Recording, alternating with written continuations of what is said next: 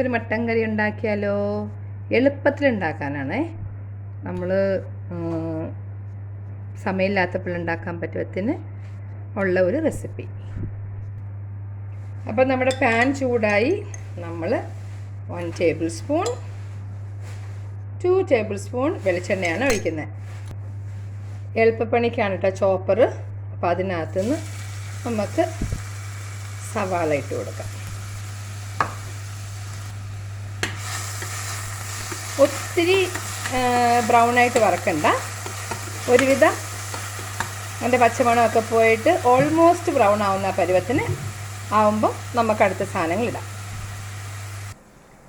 ഇനി നമ്മൾ ഇതിനകത്തോട്ട് ജിഞ്ചർ, ഗാർലിക്, മിൻറ്റ് ആൻഡ് പുതിന. മിൻറ്റും പുതിന ഇല്ലെന്നുണ്ടെങ്കിൽ ഇടണ്ട കേട്ടോ.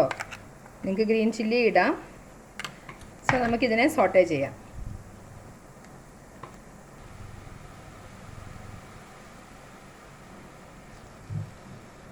മൂന്ന് പച്ചമുളക്,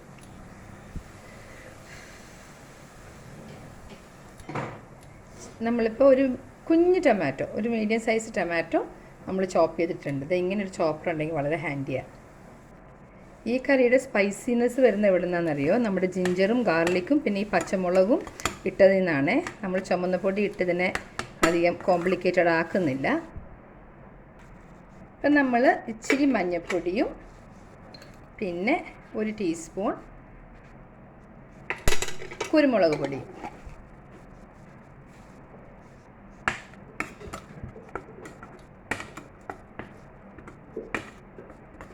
പുതിനയുടെയും മല്ലിയിലയുടെയും ഒക്കെ നല്ലൊരു മണമാണ് വരുന്നത് കേട്ടോ.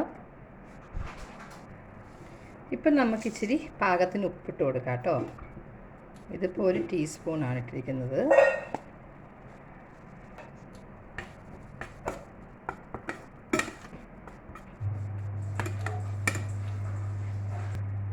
ഇനി നമുക്ക് മട്ടൺ ഇട്ട് കൊടുക്കാം. കഴുകി വൃത്തിയാക്കി എടുത്ത മട്ടൺ പീസസ്. ഇതൊരു 350-400, ഹാഫ് കിലോ ഇല്ല. നന്നായിട്ട് മിക്സ് ചെയ്ത് കൊടുക്കാം. മട്ടണിൽ നിന്നൊക്കെ വെള്ളം ഇറങ്ങുന്നുള്ളത് കൊണ്ട് നമ്മൾ വേറെ വെള്ളമൊന്നും ആഡ് ചെയ്യുന്നില്ല. ടൊമാറ്റോയുടെയും പിന്നെ നമ്മുടെ പുതിന, മല്ലിയില എല്ലാത്തിൻ്റെയും ഉണ്ട്. സോ നമ്മൾ ഒന്ന് നന്നായിട്ട് ഇതിനെ തിളയ്ക്കുന്നിടം വരെ ഒന്ന് ഇളക്കി കൊടുക്കുക ഹൈ ഫയറിൽ.